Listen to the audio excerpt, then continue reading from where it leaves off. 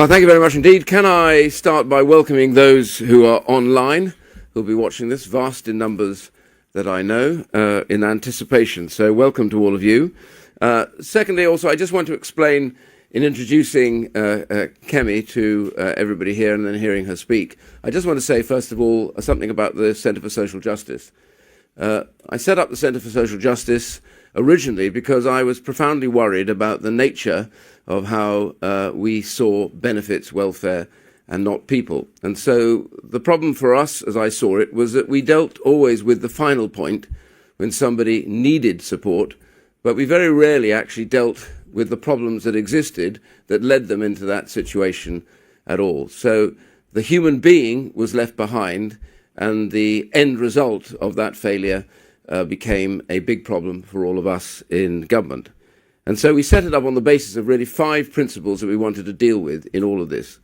One was to deal with failed education, people that have had a real problem, never got a proper education, and therefore are below the jobs market.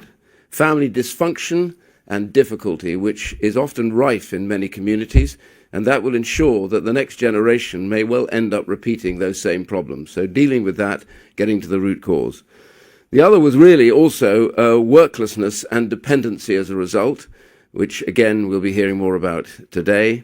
And the final ones that often get forgotten were debt and then addictions. So those are the 5, what we call the 5 pathways to poverty, and how you measure what you do lies in changing lives.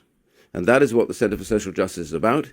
And I'm pleased today that Kemi is here to speak. I have to say that we have had politicians on all sides of the fence, that we've had Labour ministers here to speak and others, because what we deal with here is trying to solve the problems that ruin lives often before they have a chance to get going. Kemi, you're really, really welcome here.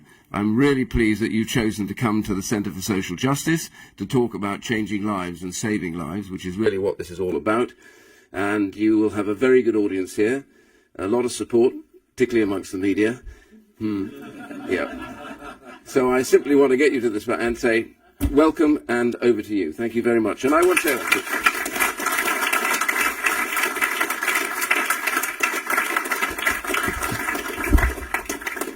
Ian, thank you for that wonderful introduction, and thank you, CSJ, for hosting me. I'm delighted to be here. We are becoming a welfare state with an economy attached. 28 million people in Britain are now working to pay the wages and benefits of 28 million others. The rider is as big as the horse. This isn't just about welfare, it's about politics too. We have a Labour government beholden to their left-wing MPs who choose not to fix this problem, and a Reform Party that cannot. This is a ticking time bomb, and with the exception of the Conservatives, the political class don't see it or refuse to acknowledge it. In fact, a lot of them want to make it worse. If we don't solve this problem, our economy will collapse. 1 million young people are currently not in education, employment, or training. And we are on course to spend 1 in every £4 of income tax on sickness benefits alone. What began as a safety net for the most vulnerable has morphed into something completely different. The system is unsustainable, and this threatens all the good it was designed to do. Of course, the obvious question is, this is your system. How can you criticize what you've run for 14 years? It's a fair question. But the truth is, the problems in our welfare system now are not the ones we inherited. If you cast your mind back to 2010, we took over a benefit system that was a dysfunctional mess. Overlapping entitlements handed out by different parts of the state, it very often meant people were worse off in work. Unemployment was 8%. There were queues outside job centres. People up and down the country got up and went to work, while next door, their neighbours' curtains were drawn until noon. So it was against this backdrop that Ian Duncan Smith set up the Centre for Social Justice back in 2004. People in this room will remember Breakdown Britain, the forensic diagnosis of how welfare dependency was hollowing out families, communities, and lives. This hard work, done while we were in opposition, meant that when we took office, we could deliver the biggest reform of our welfare system in its history. Universal credit was a massively ambitious plan to simplify benefits. It made sure that work always paid. We brought the welfare bill down year after year and got people into work. 800 jobs were created for every day that we were in office, and that matters because work gives people purpose, stability, connection. It changes the lives of entire families. And when Conservatives left office, we had halved unemployment. Before COVID, we had the lowest number of workless households since records began. And this is important because a child that grows up in a workless household is likely to underachieve at school. Worklessness and dependency are passed down through families. The problem is that as we came out of the pandemic, we started to see a new phenomenon. We now live in a country where 1 in 4 people self-report as disabled. People are receiving disability benefits for having tennis elbow. I know some may disagree with me, but I do not believe that 1 in 4 of us can be considered disabled without the term losing all meaning. And in this new age of diagnoses and self-certification, our sickness benefit system cannot cope. And we are now spending more on sickness benefits than we do on defence. Conservatives brought in the household benefit cap to stop worklessness paying more than wages. But new research from the CSJ has found that under Labour, people receiving sickness benefits could now get £2,500 more a year than a minimum wage worker. This is not just fundamentally unfair, it is a fiscal disaster waiting to happen. It should have been clear to anyone seeing this that it isn't sustainable. But the reason Labour have failed so badly on this over the last month is that they didn't see these problems in opposition. They thought that if Labour ran the country, all of Britain's problems would go away because they think of themselves as nice people. But sanctimony is not a substitute for policy. So when they came into office, they didn't have their version of Breakdown Britain. They had no plan and were completely unprepared for government. They didn't have a Universal Credit 2.0. They didn't tell their backbenchers that they needed to cut welfare. Labour now don't know what they believe. That will be the epitaph of this government. It was only when Rachel Reeves came shaking her bucket outside the DWP, asking for some quick savings to plug the holes in her figures, that in a rush, they tried to tinker with a system that needs wholesale reform. And even if their original bill had passed unamended, it wouldn't have fundamentally fixed anything, because it was a sticking plaster solution. Now, they can't fix it in this Parliament, so for the next 4 years, we are stuck. We are stuck with 3,000 people a day signing on to out-of-work benefits. We're stuck with people getting taxpayer-funded cars for having constipation. The bill will go up to £100 billion on their watch, and that's just sickness benefits. Their economic mismanagement means that every day they are in office, jobs are being lost, and job losses mean more people going on to welfare and fewer people coming off. No doubt, emboldened by their success in forcing Starmer to U-turn last week, Labour's backbench MPs will now be eyeing up even more concessions. We know that there are more tax rises coming in the autumn. That's now been all but confirmed by the Chancellor. But what Labour haven't told you is that this doom loop that they have set up will mean taxes will have to keep going up. Wealth creators are fleeing the country. People have stopped hiring because of Labour's jobs tax. Fewer and fewer people will have to support more and more. That is the tax spiral. None of the other parties seem to acknowledge this. Last week, we saw left-wing Labour MPs, Lib Dems, SNP, Independents, Greens, and revealingly, Reform MPs all vote for higher welfare spending and an even more generous benefit system. Reform like to pose as a right-wing party, but they don't seem to understand that asking the taxpayer to fork out £100 billion a year on health and disability benefits isn't just completely unaffordable and unjustifiable, it's immoral. And the Prime Minister has already signalled that he's open to removing the two-child benefit cap. In fact, right at this moment, there are probably Labour MPs behind closed doors drawing up plans to force his hand. And they will find allies in reform. Nigel Farage is committed to remove the cap, and he is warning that he is not finished yet on benefits giveaways. Make no mistake, he is Jeremy Corbyn with a pint and a cigarette. On welfare, he shows his true colours, promising these unaffordable giveaways with no plan to fix the system. I want to be clear why the Conservative government brought in the two-child benefit cap. We brought it in because we believe that people on benefits should have to make the same decisions on having children as everyone else. But Labour and Reform MPs don't even understand what the cap does, and they don't care that lifting it would create another £3 billion black hole in our finances. It's not that we don't want people to have big families. We do.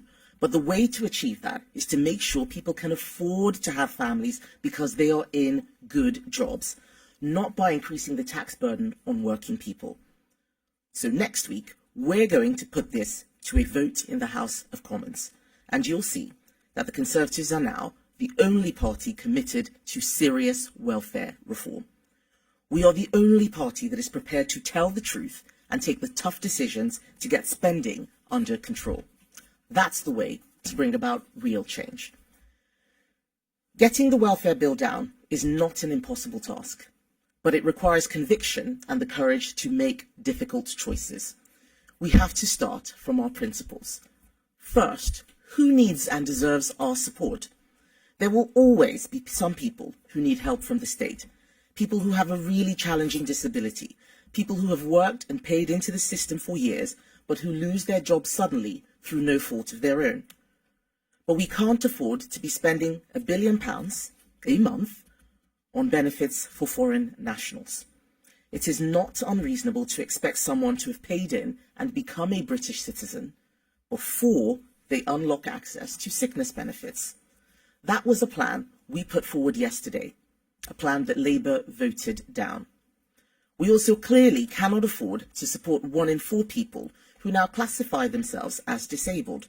We are going to have to draw a line in the sand about which conditions the state gives out support for. Food intolerances are a medical fact, but they're not something we should be handing out new cars for. This is not a joke, this actually happens. And anxiety and mild depression are real conditions, but that doesn't mean that those suffering should be signed off work courtesy of the taxpayer. The Centre for Social Justice have done some brilliant modelling, showing that if you restricted benefits to those with more severe mental health conditions, you could save up to £9 billion. Think how much good even a fraction of that could do when reinvested into mental health treatment and research, instead of funding people to sit at home. Second, how do you accurately identify those people who you've decided qualify for support? Clearly, our current system of assessment isn't working. Approval rates have soared, and we now have online sickfluencers. I never heard this phrase before, sickfluencers. They are selling people scripts to maximize their scores on assessment. We need to build in proper medical evidence to the system and go back to face-to-face assessments which never recovered after COVID. The Motability scheme is a perfect example of what's going wrong with the current system. It was initially set up to help disabled people get around. Now 90% of its cars now have no adaptations whatsoever. That's not what it was designed for. People are qualifying with conditions like drug misuse, ADHD, obesity. The assessment system surely can't have been designed with that intention, and we cannot allow it to continue for a moment longer. And third, we need to think about what support actually helps people, because at its best, a welfare system acts like a trampoline. It cushions your fall and it propels you back onto your feet. It should not act like a giant net that engulfs you and makes it almost impossible to climb out. Up and down the country, people with really challenging health conditions do extraordinary things. They go to work, they raise families, they set up businesses. So we need to ask, why are some people able to do that, but not others? What skills and support do they need? Giving someone, for example, 8 weeks of retraining and physiotherapy and getting them back into work is a better solution for everyone than allowing them to languish on benefits. And doing that before they fall out of the workforce is even better. We live in a totally different world from the one that we did 30 years ago. Even people who are housebound can now contribute and make use of their talent. We should be aiming for everybody to support themselves as far as they are able, while providing support for those who cannot. But to do this, we will have to win arguments. Arguments that too many in politics have forgotten how to make. Like a life of work being better than one dependent on the state. Not just better for society, although we believe that too, but actually better for the soul. That it feels better to contribute and enjoy the freedom that comes with paying your own way. Too many young people are growing up not knowing that. They think that a life on benefits is an alternative to working. They think that isolating themselves at home is okay because starting a job feels daunting. We have to show them a better way. We need to win the argument that an ever more generous welfare budget isn't kind, it's cruel. It locks people out of opportunity. It puts support for those who genuinely need it at risk. Every other party thinks the public want more welfare, but I think people have more common sense than that. I think that they can see the damage it's doing to our country. Britain needs politicians who will tell the truth about the challenges facing the country. That's the only way to get the real change we need. We need to win the argument that personal responsibility matters, that if you can support yourself, you should, that if you want a better phone or a new car or a bigger house, you need to earn that.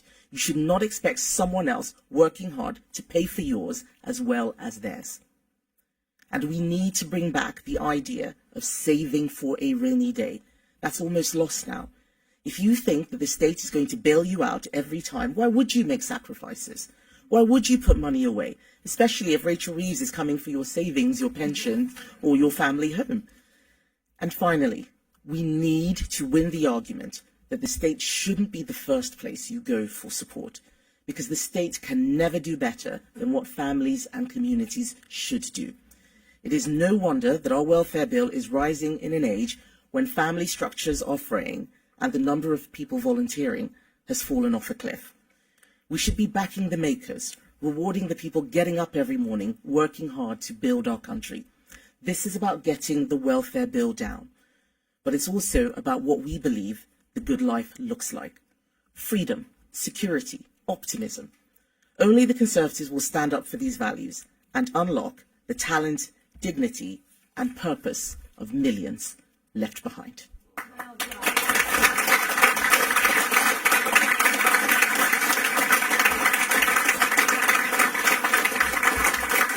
Thank you.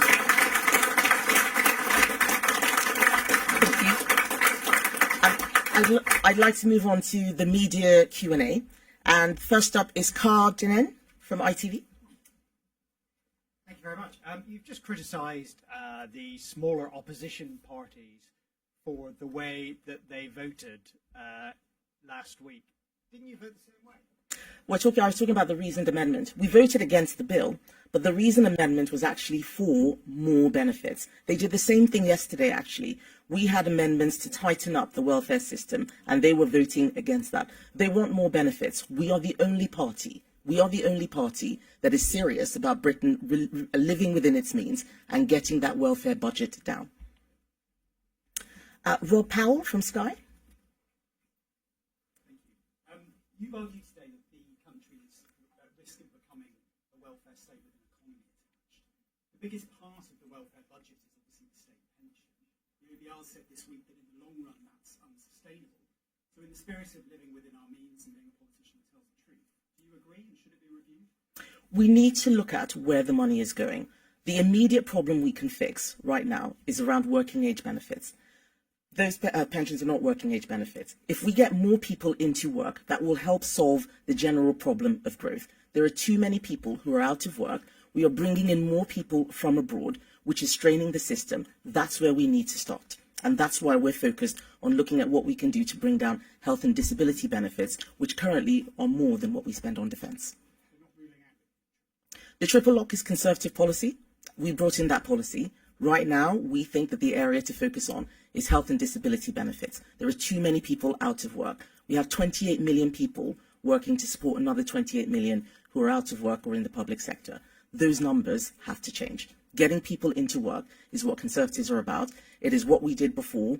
We reduced the number of workless households to record lows, and that started climbing up again after COVID. Now we are seeing 3,000 people a day claiming out of work sickness benefits. That's just under Labour. That's 1,000 more than it was a year ago. This is crazy. That's the first place to start fixing things. Evan Murray, BBC. Hi there.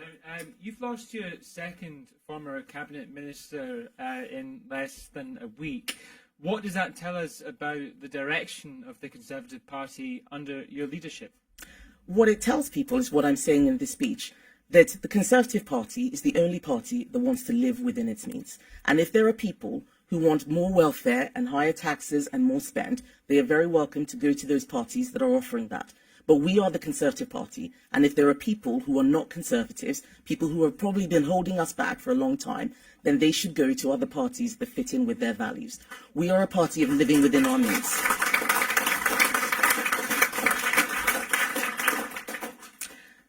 Chris Hope, GB News. Chris Hope, GB News. The benefits bill spiraled on your government's watch, didn't it, Kemi Badenoch? Will you apologise for saying you got it wrong, as you have done on immigration? And just that question about Sir Jake Berry and David Jones jumping ship to Reform UK, what has Nigel Farage got that you haven't? Right. So I knew you were going to ask that question, Chris. I thought that Evan had sparked you. But first of all, we brought the deficit down every year until the pandemic. The pandemic was not something the Conservatives did. That was a global problem. And I can tell you that if Labour or even Reform had been in charge during the pandemic, we would be in a much worse situation than we are now. So we brought that down. As I said, we brought the number of workless households down. Worklessness kills. It completely destroys life chances for children. That is something that only we fixed, and we will fix it again. We do not want to see this problem coming back. And on the point about David Jones, who actually, I remember you reporting that he joined in January. What's interesting, whether he defected in January, what's interesting is that they're having to restate the story again. What Nigel Farage has got that I haven't got is telling people whatever it is they want to hear. If people want the truth, they should come to the Conservatives. That's what I'm for.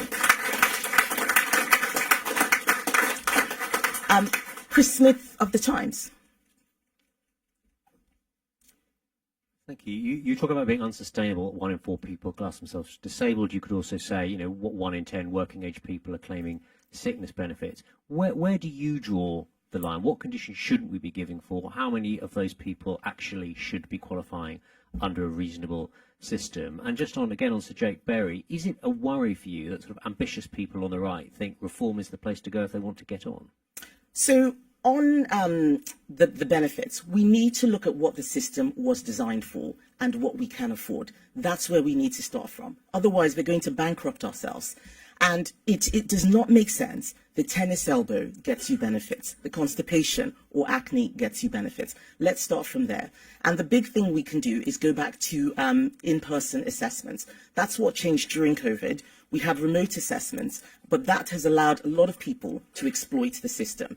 That's what those sickfluencers are doing, telling people what to say. You ring up, you tell them you're too anxious to get your assessment, and then you will immediately, without any medical evidence at all, get benefits. That's where we need to crack down on. If we can solve those problems first and get more people back into work, we're going to see outsized benefits from the tax take, from less burdens on the state. That's really where we need to start from.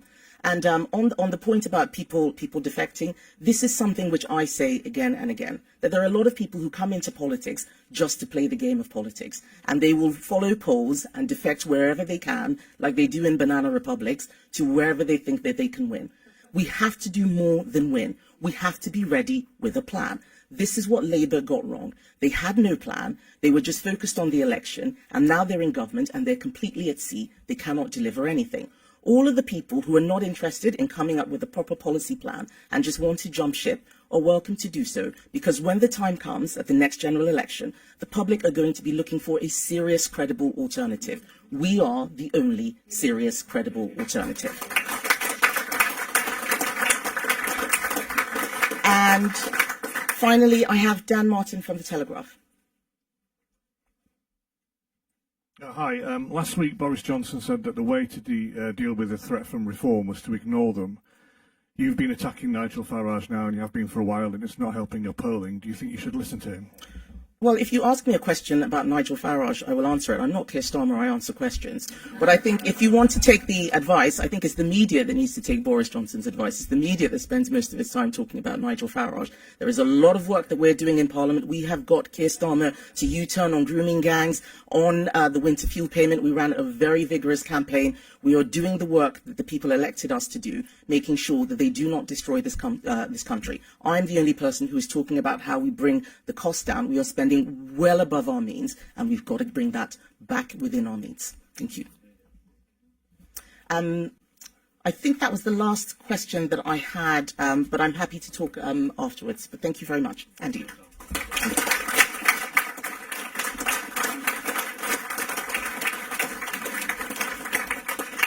Okay, we're just going to shift the chairs around. We're going to have a little bit of a poor man's Parkinson's interview with you here now and open up for questions. So give us 2 minutes and we'll change the chairs around. Thank you.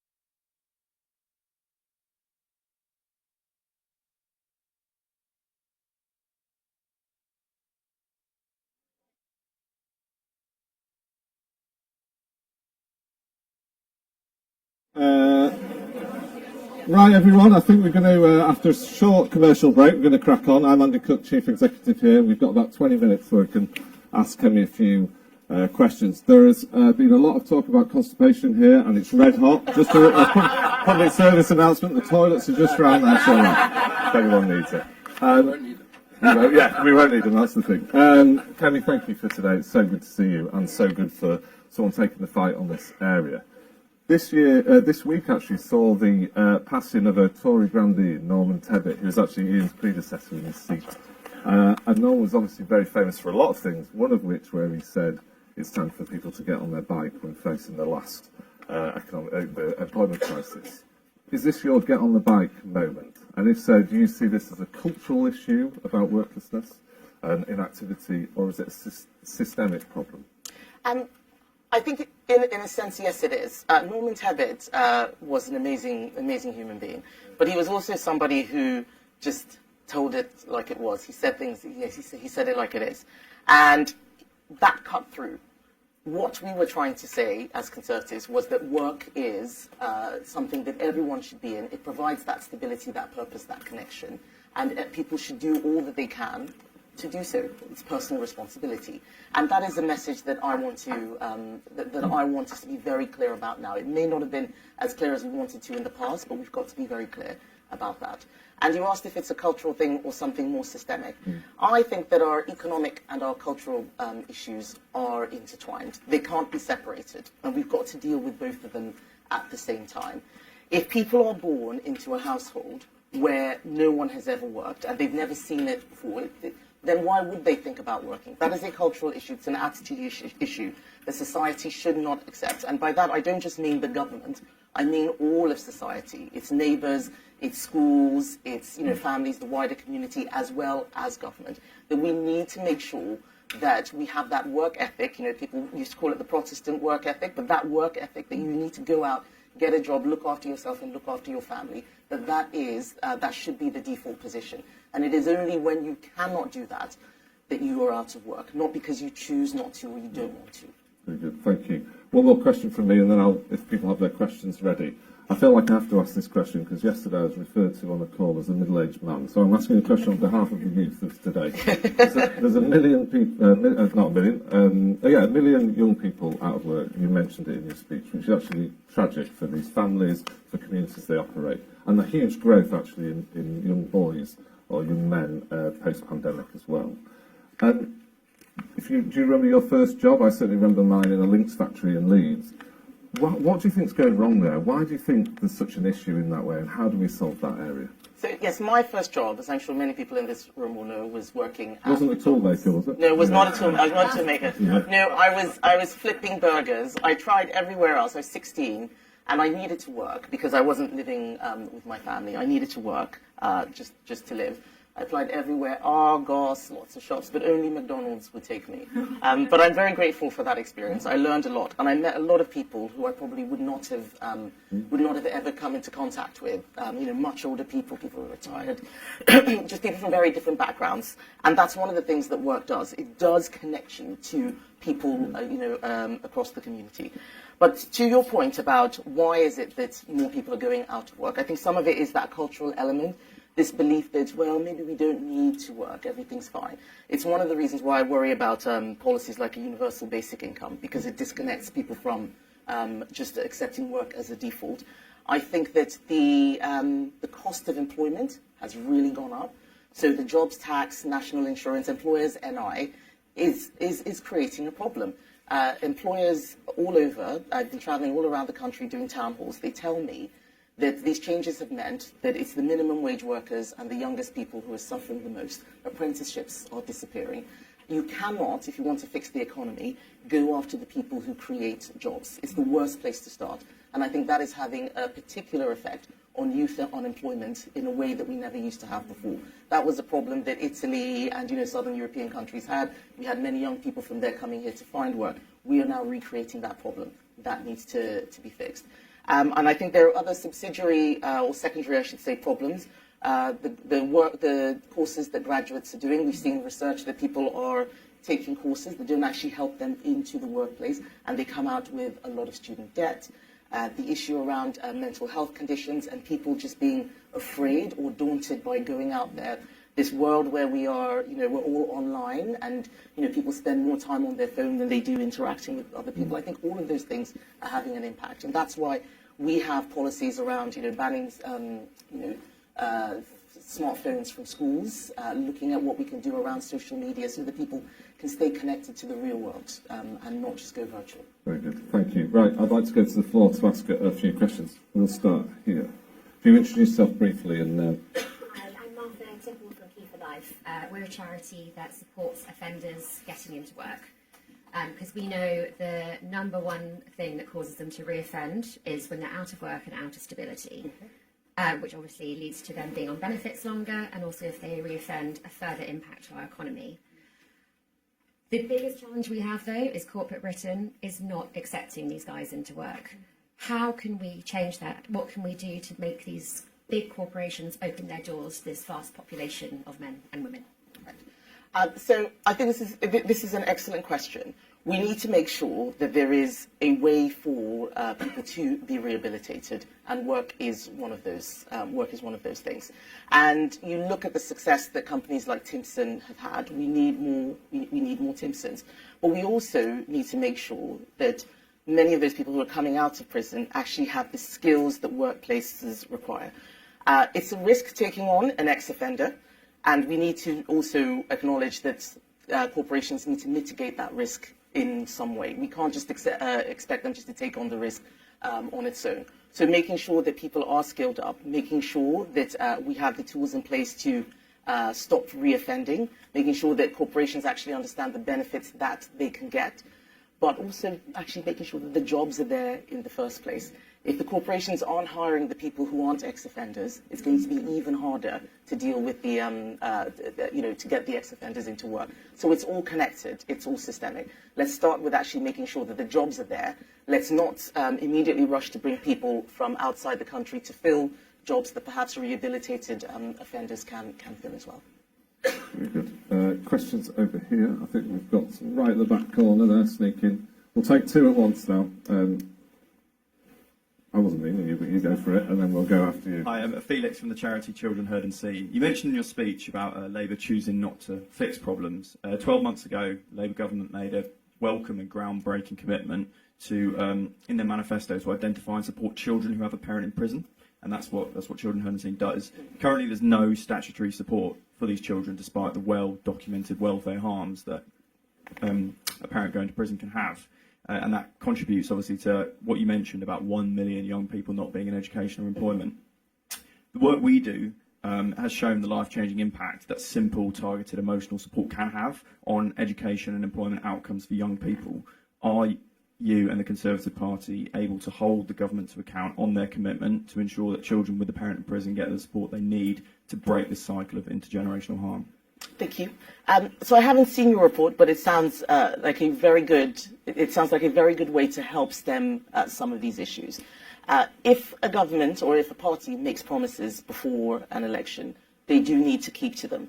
If they don't, those are the things that break trust in politics. A lot of people are very disillusioned with politics and going to protest parties because of broken promises. There are things that we did, and I do acknowledge that, which we said we would do. The things we said, which we didn't do, and that creates some of that apathy. So yes, I'd be delighted to hold them to account on their promises and also to read the report. I do think that the family you're born into is probably the biggest determinant of where you're going to end up in life. So we want more strong, stable families. Those interested on those subjects, we are launching a paper on Monday that looks at the pupil premium, which makes no account of that kind of issue as well. Back corner, yeah. Hi, I'm Evan John. I'm from the national disability charity Sense. So you've painted a picture of a welfare system that is really easy to access, but I think many disabled people would find this is utterly divorced from the reality they face on a day-to-day basis. Our research has shown that 50% of disabled people with complex needs who go through benefits assessment find it humiliating. So what are you going to do to make sure that disabled people don't feel like criminals while trying to access the support that helps them to lead independent lives and often enables them to work? Well, I think those two problems are intertwined. If you have many people who shouldn't be claiming benefits using the system, that means that there are fewer resources for those who actually need to use the system. So let's start there. If you have a support worker who has to deal with a much bigger caseload, it's going to be harder for them to support those people who can't help themselves. That's where I would start in terms of dealing with that problem. We know that the system is not easy for those with the most challenging disabilities. But right now, we are seeing a huge increase in the number of people claiming benefits for low-level conditions. That cannot be helping. We've got to sort that out as well. You think, Kemi, as part of that, you would think about splitting the difference between mental health conditions and physical ill health conditions as part of the welfare? I think so. We understandably had a lot of pressure to look at mental health as in the same way as we look at physical health. But what we're seeing is that nothing's improved. Things have not improved. In fact, they're getting worse, and there's more pressure on the system. And I don't think there was anything wrong in testing out that hypothesis. But we have to be able to say, we've tried this, it's not working, let's do something different. One of the problems in politics is this belief that because something is in place, it must never be touched, and all we can do is add more and more.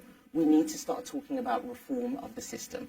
The problems we have in 2025 are very different from the problems we saw and fixed between 2010 and 2019. So what we're going to do with our time in opposition is actually have this policy renewal program where we're looking at everything fresh.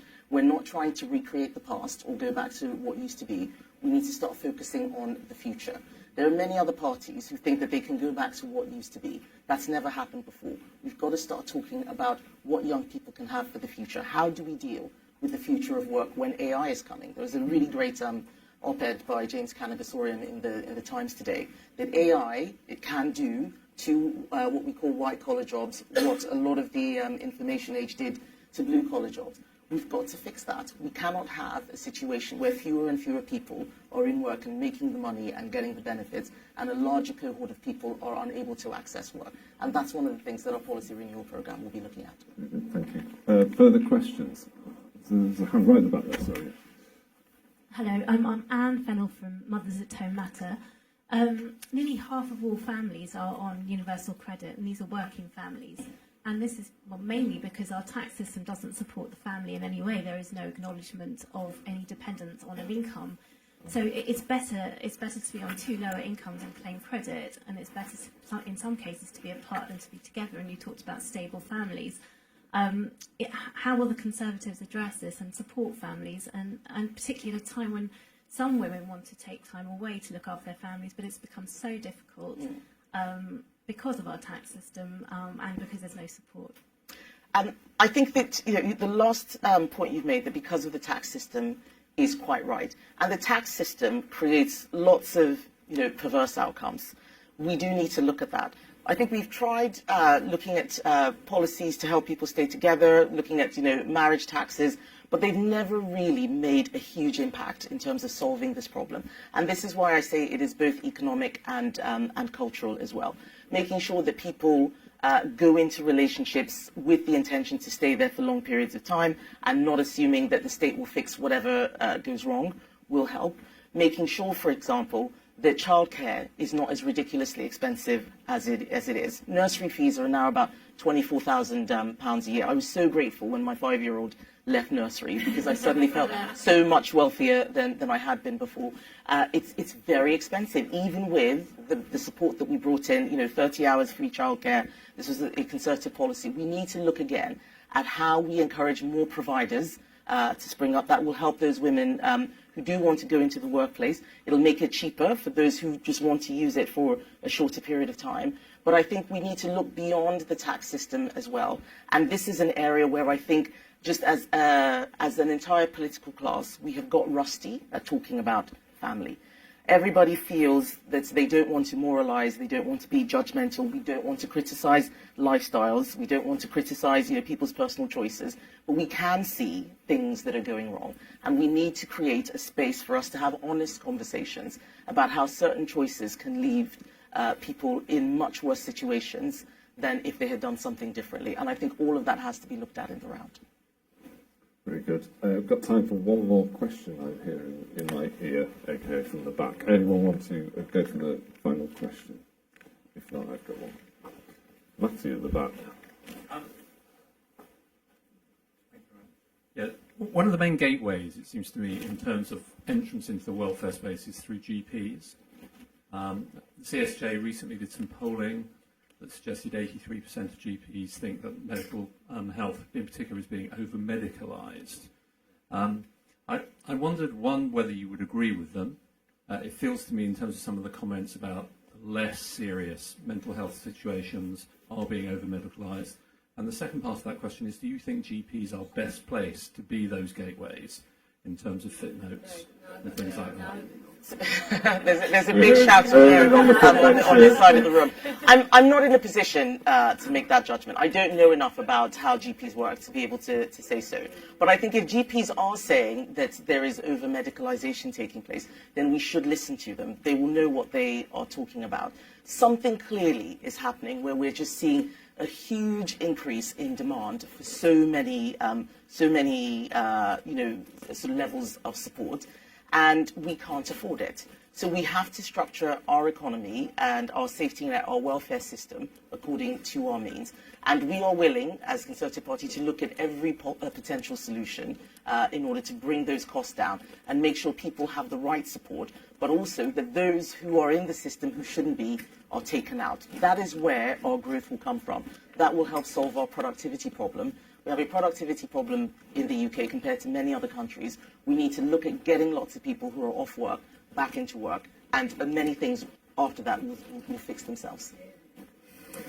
Well, thank you, Kelly. On behalf of everyone that's round the applause, thank you so much for being here.